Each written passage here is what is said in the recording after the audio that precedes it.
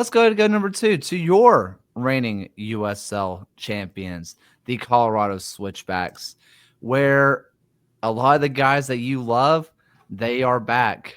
John, tell us about them. Well, a lot of guys that you love are gone as well, with Speedy Williams, Ronaldo Damas, Dylan Spear, Jairo Henriquez, Tyreek McGee. Those were all vital players in the playoff push. Lots of good additions at the same time. Akeem Ward, kind of the headliner, Marco Nicoletto coming over from New Mexico, Matt Real coming back on a permanent deal, Isaiah Foster returning after a spell away, and a couple of attacking players with some MLS DNA and Levante Johnson and Anthony Fontana. It's a deep looking team, even if it's a little different than it was during the playoff run. Phil, I want to go ahead and start with you for this, where I do think the headlining loss is going to be the guy up top in Ronaldo Damas. But Damas, while a double-digit goal scorer for them, wasn't exactly the biggest impact piece on the planet. Do you think they are going to be missing him as badly, I think, as a lot of people think that they will be? So I think the question is always, when you have a focal point like Ronaldo Damas, how do you can do the money ball, right? Of we can recreate him in the aggregate. Hanya, Tejada, Micheletto, and Johnson do feel like, hey, we can probably recreate the output. It's just a question of, in practice, will Tejada be enough of a focal point of the attack to not let them get bogged down, especially against teams who want to sit in and counter? When Damas is so dynamic and so able to stretch defenses, make those runs that create spaces for other people, I think they will be really reliant on these wide areas. In particular, Real, Akeem Ward, and then Hanya and Johnson, either side of that. These wide attacks are going to be key. And you almost look to a person like Justin Dillon off the bench as a focal point late in games when they're trying to break teams down. So on paper, I think it makes sense. I really love the Marco Micheletto signing. I thought that was really good. That being said, to say that they won't miss Damas is probably way overlooking just how important Ronaldo can be to a team. But they've certainly got enough here to where I think they can fight at the top of the West.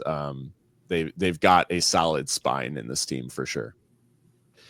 Ryan, this is not just fighting for the top of the West. This is fighting for a back-to-back champion whom we have not had in a long, long time. The last back-to-back was Louisville City and Speedy Williams, whom they lost. With the talent they have on the field, what do you think the chances are realistically for this Switchbacks team to go back-to-back? As we'll discuss in kind of the rest of this episode, the Western Conference is chaotic. And for a team that went through the route that they took to get to the postseason, to get to the final from last season and eventually win it, I felt like Colorado Springs kind of really embodied that kind of chaoticness to get there. I mean, they were the number 2 seed team from last season. They got through Orange County. They got through Las Vegas. They're both teams who had to take upsets to get to where they were in that round. So I do believe that that Phil had mentioned that we're going to see this kind of chaotic randomness that the Western Conference is going to be kind of trademark known for this year could play into Colorado Springs' favor. However, knowing that the history of that for as long and that it's been since the last time we had a team repeat as champions, it does feel like at some point when you get to the playoffs that it relies a little bit on luck, and the luck may kind of run out this year. I do at least want to bring up with Colorado Springs, I do find it interesting just having the new ownership group come in. I'm curious how that may impact any of their spending or how they may approach the team this year as well.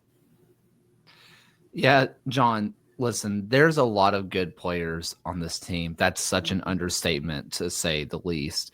And when you look at Ward and Real, I mean, Ward had a conversation to being kind of the crown jewel of that Memphis team when they did go under. How big is it for Colorado Springs to pick up Ward? I mean, I think he's a fascinating addition because not only, for my taste, is he the best one-on-one defensive fullback in the USL, he's somebody who's got the versatility to play on that right side or play at left back. And it kind of made it hard when I was trying to come up with this lineup, right? Ward has been a left back for a couple of years but you've got Matt Real, who was so good in the postseason. You've got Isaiah Foster coming back. And I think that speaks to the strength that Ward has. Like if you're putting him at left back, he's capable of getting upfield, finding his right foot and cutting upside. He's equally solid on his more natural sideline on the right. So I think getting that presence into the back line, and a back line that was already pretty excellent last season, is something that's going to be useful for Colorado Springs. Like quite often they just put Aiden Rocha there, who's a good player, but doesn't have that offensive verve that Ward brings to the table. Given the fact that there's a lot of changes further upfield, I think having Akeem Ward there who can come in and be a steadying presence from the jump is going to be big.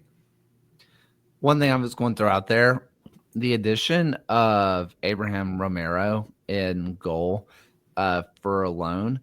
Christian Herrera is awesome, and he was my personal MVP of the playoffs. It was ridiculous the run that he didn't miss from. a single minute all of last season. Romero's not bad, though. If you remember him from his Las Vegas Lights days, this is yes, Lights, but also like he was a shining spot of that team. He is a good player. I can't help but wonder if this is something like if he is just going to be like a cup guy for a Jägermeister US Open Cup, or if he is going to get like legit minutes to try to fight it out with Herrera. I'd be intrigued.